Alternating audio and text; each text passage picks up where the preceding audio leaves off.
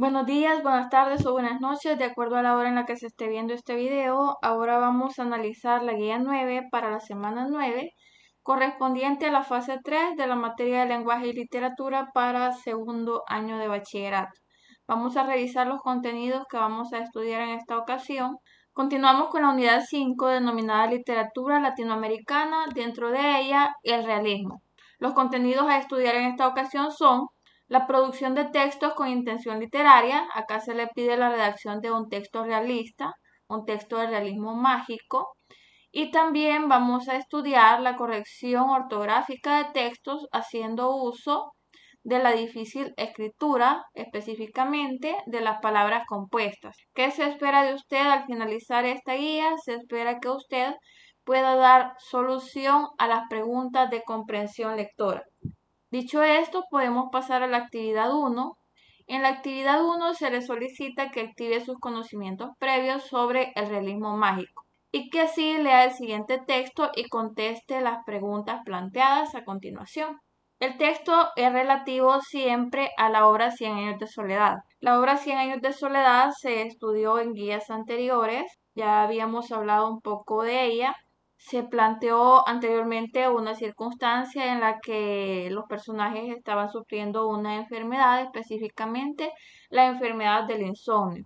En los comentarios del video anterior les compartí el link para conocer la obra completa. Dicho esto, vamos a analizar el fragmento de la obra que se nos presenta en esta ocasión. En esta ocasión se relata que la mañana siguiente Úrsula le llevaba el desayuno cuando vio acercarse un hombre por el corredor. Este hombre era pequeño y macizo, con un traje de paño negro y un sombrero también negro. Un sombrero enorme. Este sombrero se le veía hundido hasta los ojos taciturnos. Dios mío, pensó Úrsula, hubiera jurado que era Melquíades. Pero no, el hombre era Cataure, el hermano de Visitación que había abandonado la casa huyendo de la peste del insomnio y de quien nunca se había vuelto a tener noticias. Visitación le preguntó por qué había vuelto y él solemnemente le contestó en su lengua: he venido al sepelio del rey. Entonces entraron al cuarto de José Arcadio Buendía, que era el rey al que se refería Cataure. Lo sacudieron con todas sus fuerzas, le gritaron al oído, le pusieron un espejo frente a las fosas nasales, pero no pudieron despertarlo.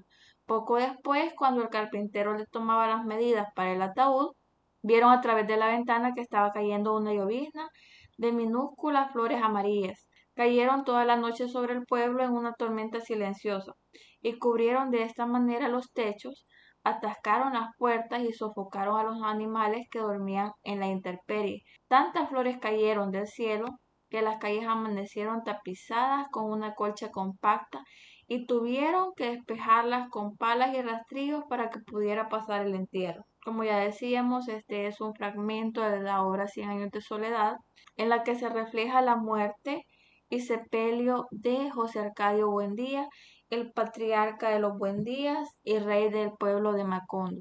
Se relata que él muere de repente, llega un visitante llamado Cataure, hermano de Visitación, la mujer que servía en la casa de los Buendías. Este hombre dice que va al sepelio del rey, al sepelio de José Arcadio. En ese punto nadie se había dado cuenta que él estaba muerto, hasta que Cataure llega y menciona eso. Hacen todo por despertarlo, mas él no despierta. Cuando le están tomando las medidas para el ataúd, comienzan a ver que cae una llovizna de flores amarillas, unas flores muy pequeñas. Cayó esa llovizna durante toda la noche, a tal punto que cubrió los techos, atascó las calles, atascó las puertas y formó una capa compacta en las calles que tuvieron que quitar con palas y rastrillos para que el entierro pudiera pasar. Analizado esto, podemos pasar a responder las preguntas planteadas.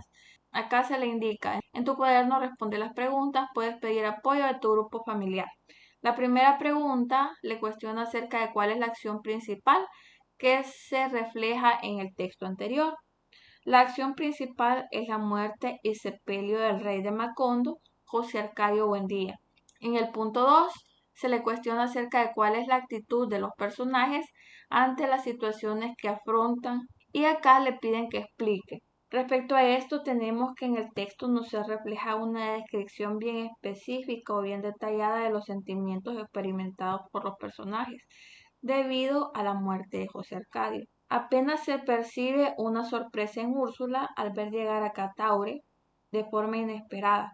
En el momento en que van a corroborar la noticia que Cataure les ha llevado respecto a que José Arcadio está muerto, en ese momento se infiere una desesperación por despertarle. Seguido de lo anterior, también se percibe el accionar normal de un momento como este y la lluvia de flores amarillas que se recibe con naturalidad, solo tratando de que ésta no interfiera en el sepelio del rey.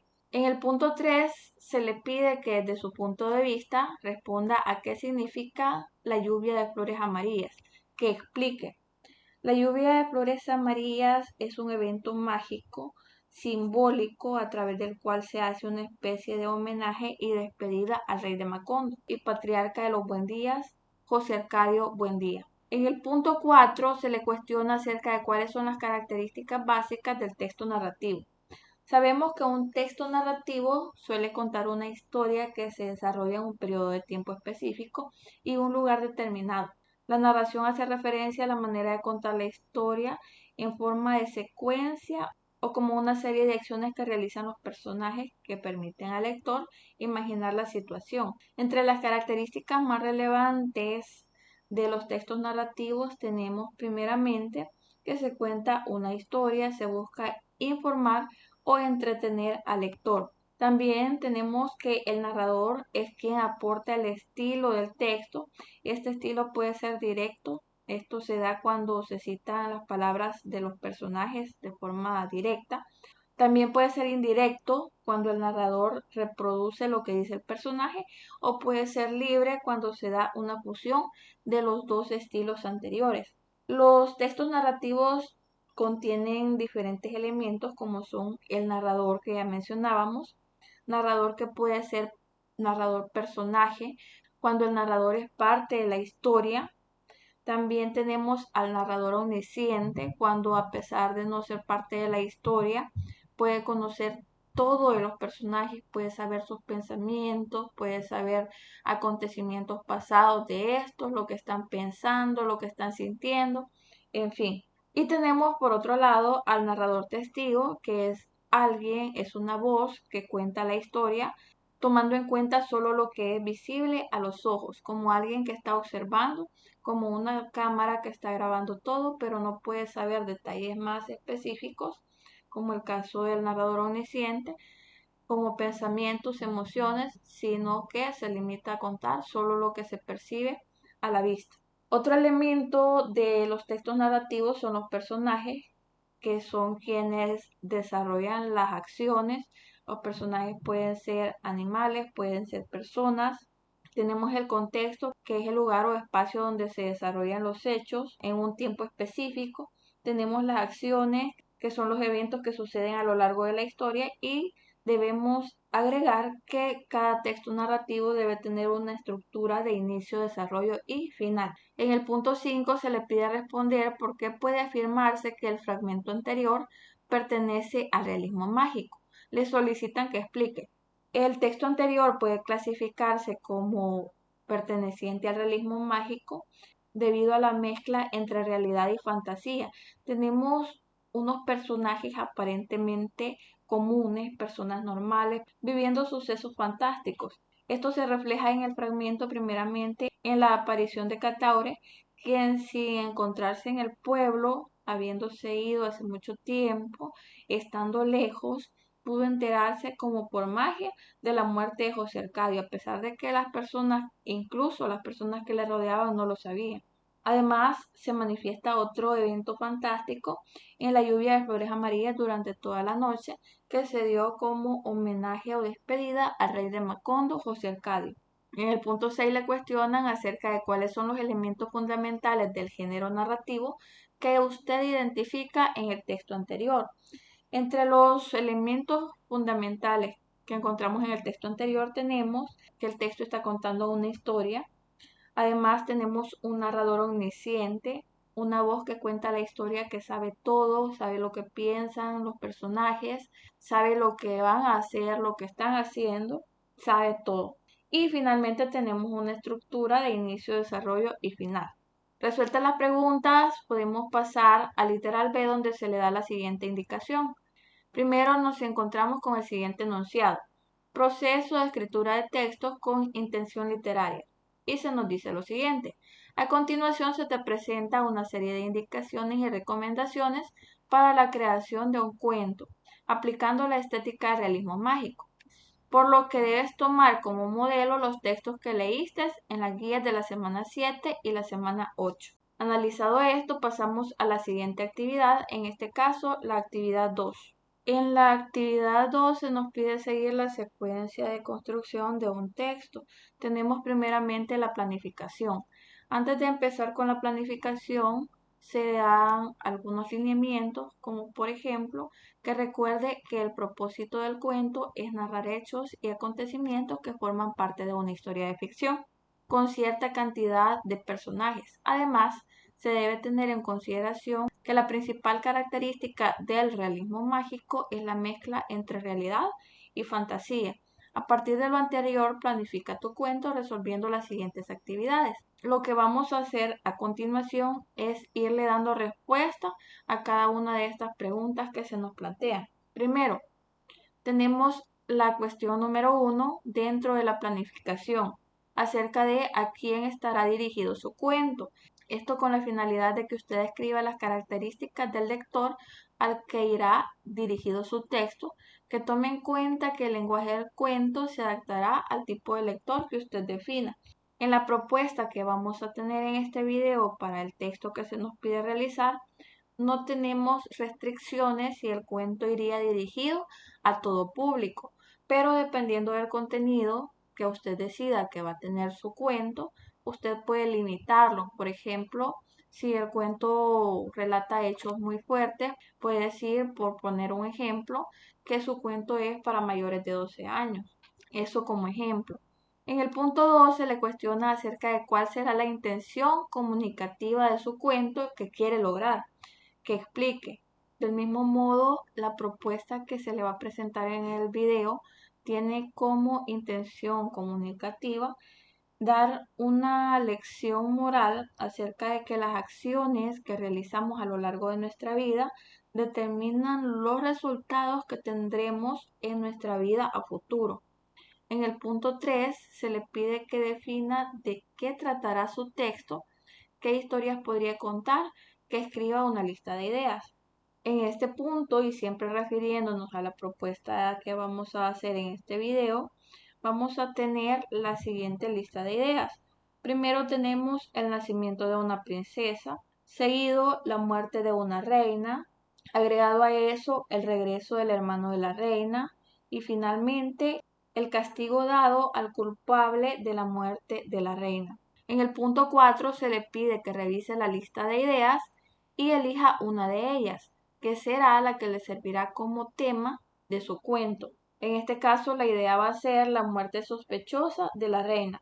En el punto 5 se le pide que a partir del tema seleccionado explique de forma general de qué tratará su texto, que elabore una síntesis de la explicación del tema del cuento. Acá tenemos que el cuento relatará cómo al nacimiento de la princesa, su madre la reina muere en circunstancias muy sospechosas y cómo luego de muchos años el hermano de la reina regresa y desenmascara al asesino. En el punto 6 se le solicita que a partir de lo anterior responda cómo desarrollará su historia y que haga una lista de las posibles acciones que tendrá su cuento. Las acciones que contendrá nuestro cuento son nacimiento, una muerte o asesinato y la aplicación de justicia. En el punto 7 se le requiere que conteste quién o quiénes serán los personajes principales de su cuento, que cree a los personajes principales y describa sus características físicas y psicológicas.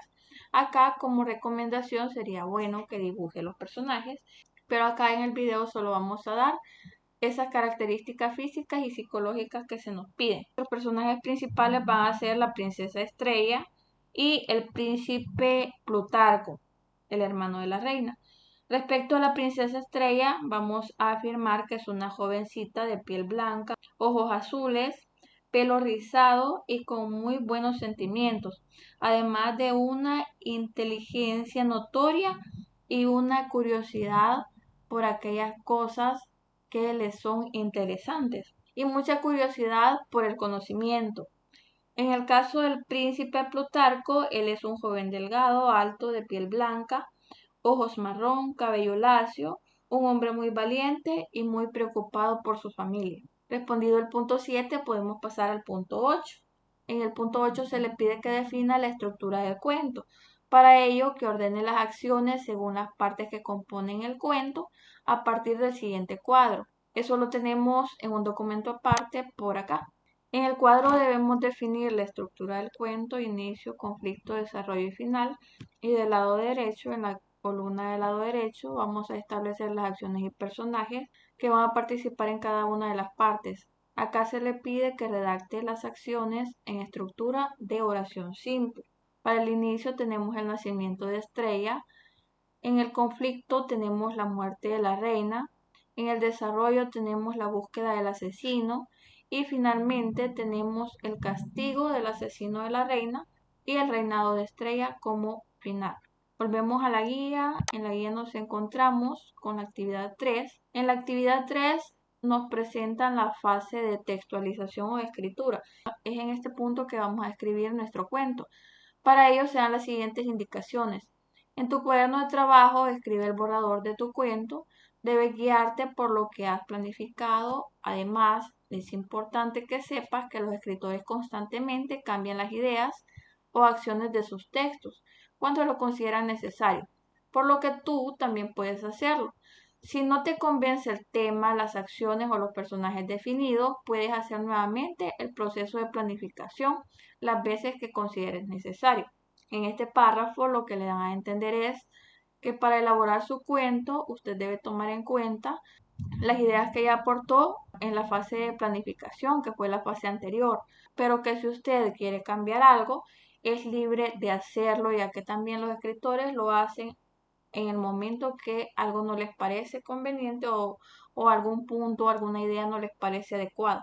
Continúa la indicación diciéndole que en este momento de la escritura usted debe procurar que todos los elementos de la planificación se perciban en su borrador de cuento, y que cada uno de estos elementos esté interrelacionado, además de aplicar sus conocimientos sobre el manejo del lenguaje literario y las normas de escritura y ortografía. Por lo anterior, revisa la siguiente información sobre escrituras de palabras compuestas. Antes de irnos a escribir nuestro texto, vamos a revisar la temática referida a las palabras compuestas que encontramos a continuación. Tenemos por acá que las palabras compuestas son las palabras que se forman por la unión de dos palabras simples, para formar así un nuevo significado. El procedimiento de creación de las palabras se denomina composición y adopta dos modalidades: composición propia o composición impropia. La ortografía de las palabras compuestas. Las palabras compuestas se escriben de tres formas diferentes. La primera, las palabras compuestas propias o unidas, aquellas palabras simples que se unen sin ninguna separación para formar un nuevo concepto. Tenemos a continuación un ejemplo. Tenemos la palabra cumpleaños. Se une la palabra cumple como palabra simple que deriva del verbo cumplir, y tenemos otra palabra simple que es años, un sustantivo que hace referencia a un periodo de 12 meses. Tenemos así un nuevo concepto cuya definición es el aniversario del nacimiento de una persona. Tenemos por acá algunos otros ejemplos como paracaídas, exnovia, hispanoamericano, rompecabezas, baloncesto, 100 pies y pelirrojo. Otro tipo de palabras compuestas son las palabras compuestas impropias o en secuencia. Estas palabras compuestas están separadas por espacio. Tenemos por acá los ejemplos: hombre lobo, luna de miel, camión cisterna, por mencionar algunos ejemplos. Se nos aclara que en algunos casos el prefijo ex se escribe separado cuando está acompañando a un sustantivo compuesto de dos términos o más, como por ejemplo expresidente de El Salvador, ex viceministro de Educación, ex número 1. La última modalidad, el último tipo de palabras compuestas son las palabras compuestas impropias unidas por guión. En esta se utiliza un guión para hacer la vinculación entre dos elementos que integran la palabra compuesta. Tenemos, por ejemplo, enseñanza-aprendizaje, histórico-crítico y político-militar. También se utiliza para expresar distintos tipos de relaciones entre palabras simples, como relación calidad-precio, dirección norte-sur, San Salvador-Zacatecoluca, entre otros casos. En estos casos, el guión funciona con valor de enlace similar al de la preposición o una conjunción. Hecho esto, podemos pasar a verificar la propuesta de texto que se tiene para este ejercicio. Si recuerdan, estábamos verificando la estructura de las palabras compuestas con la finalidad de utilizar palabras compuestas en el texto que se nos pide elaborar. Antes de ir a revisar la propuesta de texto que se tiene para este video, vamos a verificar la información que se nos aporta en el cuadro que se encuentra del lado izquierdo de nuestra pantalla. Se nos dice lo siguiente. ¿Sabías qué? La regla general de tildación de las palabras compuestas propias es que el primer elemento pierde la tilde mientras que el segundo elemento la mantiene, como en el caso de un décimo. Primer elemento sin tilde, segundo elemento mantiene su tilde. Ahora sí, vamos a verificar el ejemplo de texto que tenemos para este ejercicio. Tenemos por acá el texto que salió un poquito extenso. El texto se titula Estrella. Tiene su estructura de inicio, desarrollo y final. Además, se han tomado en cuenta todas las ideas planteadas en la planificación. Y adicional, se ha hecho uso de palabras compuestas con la finalidad de ejemplificar su aplicación. Tenemos por acá la palabra compuesta eternamente, palabra simple, eterna, unida al adverbio mente. Tenemos por aquí arco iris, palabra simple arco, palabra simple iris, dos palabras unidas, una palabra compuesta propia en la cual no hay separación de las palabras. El segundo elemento mantiene su tildación. Luego tenemos la palabra compuesta rápidamente, igual una palabra simple unida a una palabra simple con función de adverbio, desconsoladamente, realmente, explicándole que es una palabra simple unida a un pronombre enclítico, le. Del mismo modo tenemos por acá calmarla, una palabra simple, un verbo calmar, unido a un pronombre enclítico, la. Del mismo modo diciéndole, palabra simple diciendo, unida a un pronombre enclítico, le. Mismo caso para apoyándole y aconsejándole. Verificadas las palabras compuestas utilizadas en el texto, podemos pasar a analizarlo. El texto, como ya mencionábamos, se titula Estrella y cuenta la siguiente historia. En un reino muy lejano donde todo era felicidad y las personas eran eternamente jóvenes, vivían la reina Briseida junto a su esposo, el rey Saturno. Ellos eran muy queridos por sus súbditos, todo era felicidad entre ellos. La reina era bellísima y se encontraba a la espera de su primer hija. Cuando Briseida supo que se encontraba encinta, se desplegaron 7 arcoíris a través del cielo. Las aves cantaron de la forma más hermosa y en el reino se celebró una fiesta que duró 90 días. Podemos ver acá la mezcla de fantasía y realidad, una pareja aparentemente normal viviendo eventos fantásticos como por ejemplo esos 7 arcoíris que se desplegaron en el cielo al momento de que Briseida supiera que estaba encinta, el canto mágico de las aves, ese hecho de que las personas no envejecían, entre otros acontecimientos que dan magia a este texto. Sabemos que para el texto se nos pedía una mezcla de realidad y fantasía, ya que debíamos asemejar este texto a los textos del realismo mágico. Continuamos con el texto, el cual se desarrolla de la siguiente manera. Se dice que pasaron los meses y los reyes no podían esperar por tener a su princesa en brazos. El día por fin llegó. La reina se levantó muy temprano y comenzó a sentir las molestias propias de la labor de parto. Las doncellas que le acompañaban dieron aviso rápidamente al rey. Fue así que se dispuso todo para que la reina pudiera dar a luz a su tan querida princesita. El parto fue difícil, pero por fin se escuchó el llanto de la bebé. La reina, muy emocionada, pidió que acercaran a su hijita a su regazo.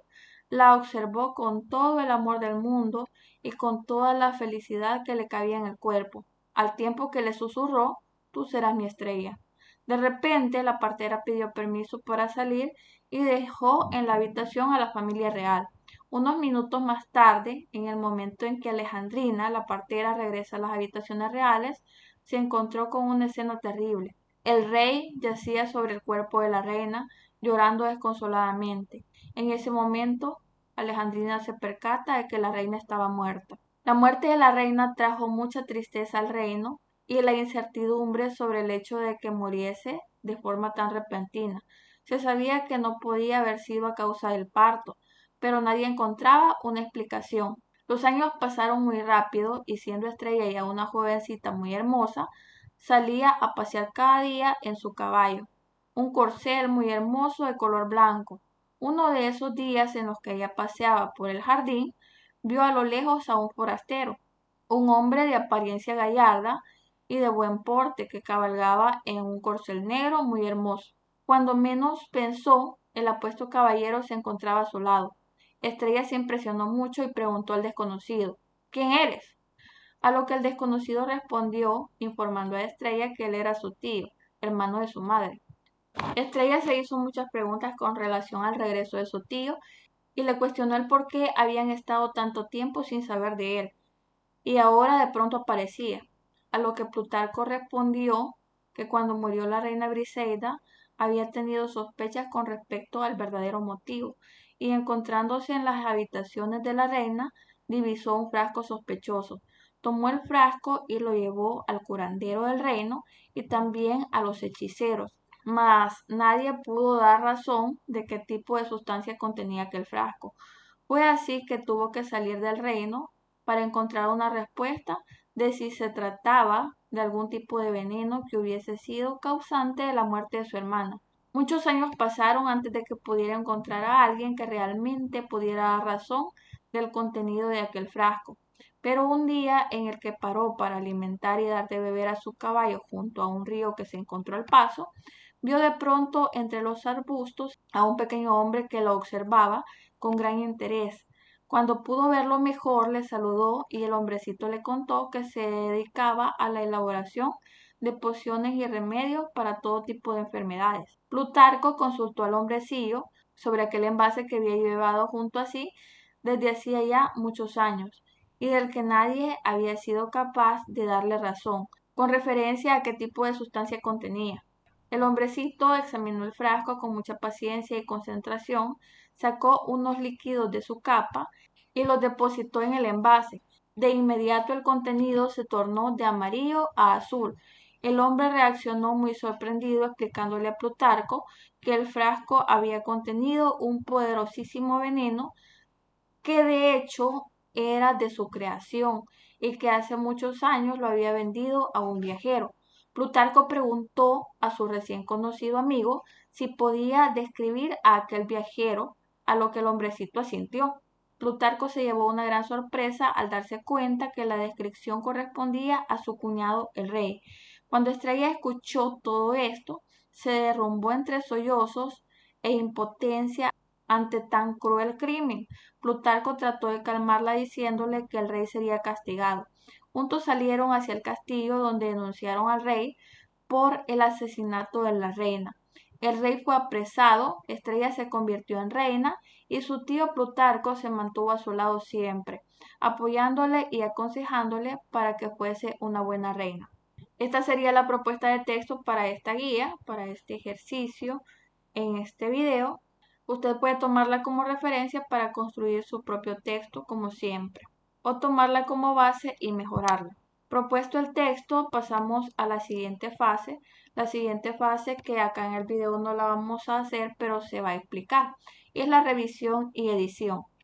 La revisión consiste en hacer una lectura global de su borrador, de su propuesta de texto que usted pudo haber escrito aparte de su cuaderno y que probablemente tenga errores en este punto. Luego de hacer una lectura global de su propuesta de texto, la que usted haga, debe buscar los errores en su borrador, a lo que nosotros generalmente le llamamos machote.